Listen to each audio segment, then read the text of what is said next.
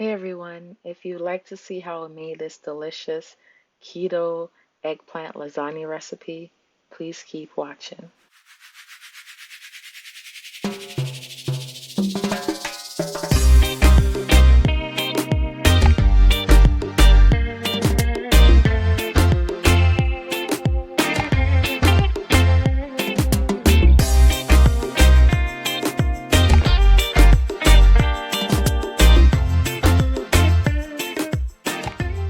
Wagwan people, welcome back to my channel. So today we're going to be making some keto lasagna. I know everyone loves lasagna, but sometimes you just don't want to eat all that carbs. So I definitely got you today. Today we're going to be making some eggplant keto lasagna. So right now I'm just cutting up some scallions or green onions, whatever you guys call it, and I'm putting that aside. And next, I'm just going to be cutting up some onions and some tomato and bell peppers. So these ingredients are going to be for my meat sauce recipe. So the same meat sauce recipe that I use in my previous lasagna recipe video, it's the same recipe that I'm using. So I'm gonna link that video in the description box so you can go check that out and get the exact recipe, because I do have exact measurements there and I'm just not gonna repeat it because it's the same thing. So go and watch my regular lasagna recipe video to get the ingredients for my meat sauce recipe, and it's really good, so definitely follow it.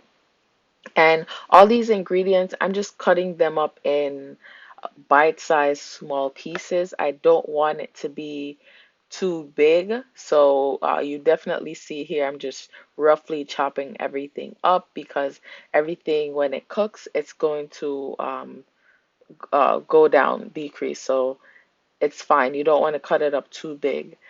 So then I'm just gonna get some eggplants, and the amount of eggplants is dependent on how much lasagna you're making. So the more you have, the better it is, because the eggplants do shrink when you make it, or sometimes it sticks. So it's better you have a good amount than you have a little bit, because the eggplants are definitely going to replace our lasagna shells. So right now I'm cutting up the eggplants in about a half an inch pieces. You don't want to cut it up too, you don't want the size to be too small. So this is why I'm using about a half an inch size slices. I am leaving the skin on these. So if you don't want to leave the skin on, you can definitely take it off, but there's nothing wrong with the skin. And I did already wash my eggplants, so make sure you wash it thoroughly as well. So after I cut everything up, then I'll show you what I'm gonna do next. So next, we're just gonna put the eggplants in a bowl and add salt. I'm using sea salt all over it. So we're gonna make sure that all the eggplants are coated with the salt, because eggplants do release a lot of water. So when we add the salt, we're going to allow a lot of that water to release. So after I add it, then you're going to want to put a pot on the eggplants or something heavy, so you help facilitate the release of the water. So that's what I'm doing here. And then after about 30 minutes or so, you should see the water. So now you're just going to get a pot, whatever pot you're going to make the meat sauce in, and add some oil to it. And we're going to add all of the um, vegetables that we did chop up earlier. So you're going to want to, and we're going to also add some garlic in here as well. And you're going to want to stir this until the vegetables are getting translucent. It doesn't have to be translucent yet, but you're just frying it a little bit until it gets translucent, or a little bit translucent. And then after that, we're going to add our ground beef to the pot. So now we're just going to add the ground beef to the pot, and make sure you do wash all your meats, like I say in all my videos. So we're just going to mix everything around, and once the ground beef isn't pink anymore, then we're gonna start adding the seasoning. So right now I'm just stirring this and I'm just gonna let it cook a little until it's brown. So right now you can definitely see that the ground beef is browning and there's no pink. So we're just gonna add all our seasonings at this point. So I'm adding some adobo, some garlic powder, some black pepper, and I'm gonna add a little bit of Larry seasoning salt, and we're just gonna mix this together. And after that, we're going to add some basil. And it's you can definitely use fresh basil if you want. I do prefer the fresh basil, or you can do a combo of both the fresh basil and the dry basil, which is what I like to do. Um, but just use what you have on hand. And like I said in my previous video, I am going to link my previous lasagna recipe video in the description box, so you can definitely go back there to find all the ingredients on my meat sauce recipe. So go back and watch that video to get all that measurement. And you do see that the meat sauce does make some oil, and you're just going to want to drain that fat off. You don't want it. So I'm just going to do that off camera, and you can do that as well. So now the ground beef is brown, and it's time to add our marinara sauce or tomato sauce or whatever you guys have on hand. So for the keto lasagna recipe, if when you're doing keto, you don't want to use any sugar. So you want to decrease the amount of sugar as possible. So what I'm going to use is the red pack tomato sauce, which is it right here. It has the lowest amount of sugar out of all the tomato sauce that I saw. So definitely try the red pack tomato sauce if you are keto. Um, and this has about 2 grams of sugar for the whole can, uh, for 3.5 servings of the can. So definitely use the red pack, because others I think I saw like 6. So if you're not keto, you definitely use the classical marinara sauce, which is I listed in my previous lasagna recipe video. So the classical marinara sauce is like one of my favorites. It definitely has some good flavor. And there's another Redanolfi or something like that. One that marinara sauce is also really good.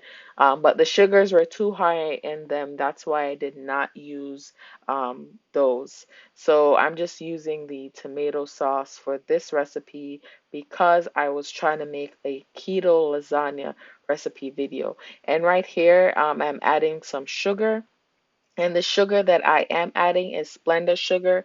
Like I said, if you're keto, you want to decrease your sugar. So you don't want to use regular sugar. So if you have stevia or Splenda, it's best to use that. Or if you have another um, sugar substitute, you can use that.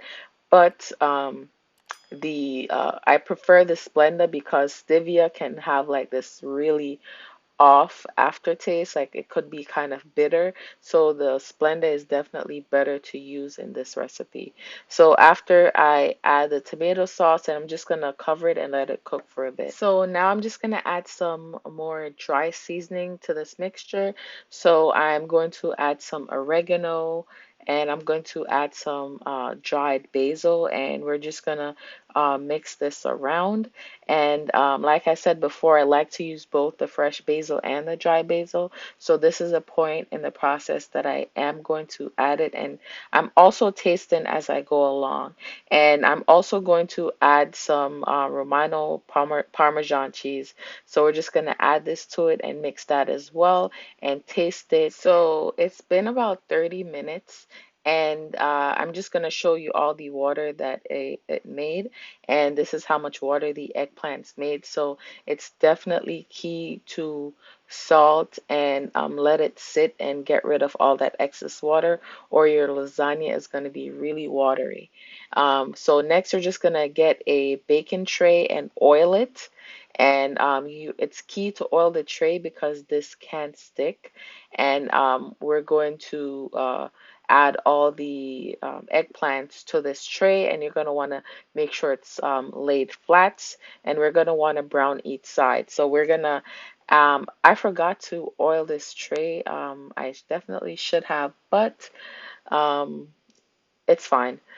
So we're gonna lay everything flat, and then we're gonna put it in the oven at 375 for about 20 minutes, and we're gonna want to flip it throughout to make So sure it's now I'm going to make my ricotta cheese mixture, and I'm using a 48-ounce jar of the ricotta cheese, and I'm just going to use half of that. And in my previous lasagna recipe video, you can watch it to see, get all the ingredients. All the measurements are found on that video, so I'm not going to list it here, but I am going to link that video in the description box.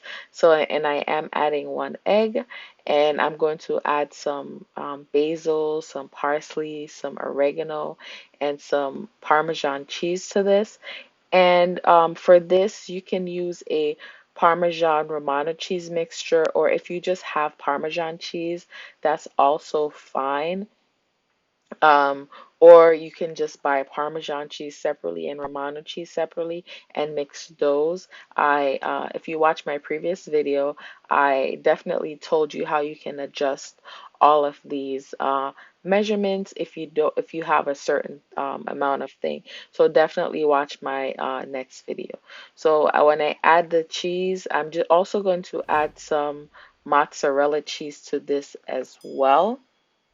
So I don't know if I showed here, but yeah, yes, I'm gonna add some of the mozzarella cheese in this as well, and just mix it thoroughly, and then set it aside in the refrigerator until I'm ready to use it. So now I'm just getting my baking tray that I'm going to bake the lasagna in, and this baking tray was so shallow.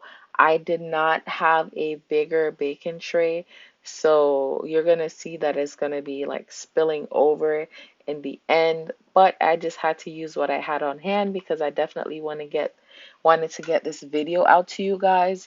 So I'm just adding some of the meat sauce to the bottom of the pan, and this helps to prevent the lasagna from sticking. So I'm just adding a couple of the eggplants to the bottom of the tray, and you're just going to want to spread it out so everything is covered. And then you're going to add the meat sauce to this after. And after we add the meat sauce, you're just going to make sure it's flat, and then we're going to add our ricotta cheese mixture after. You don't have to add too much meat sauce to this.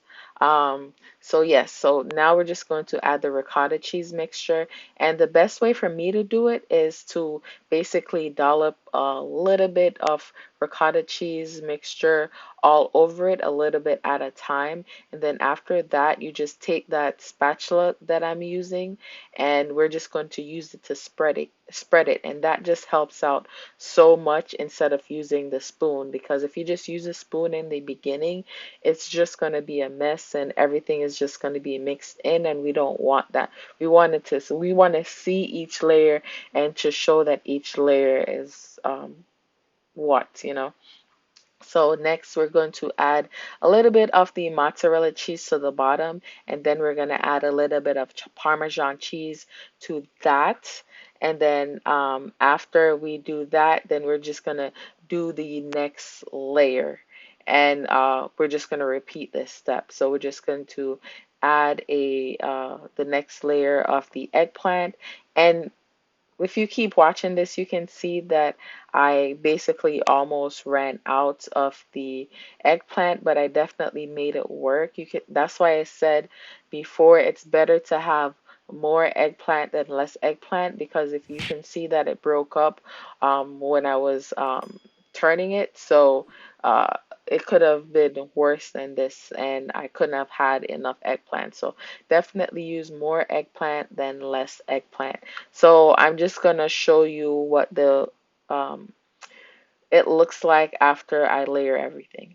So this is how the lasagna is looking after I layered everything and I added all the layers, and you can see it's basically almost spilling over and I only have two layers. So definitely use a deep enough lasagna pan and don't do what I did.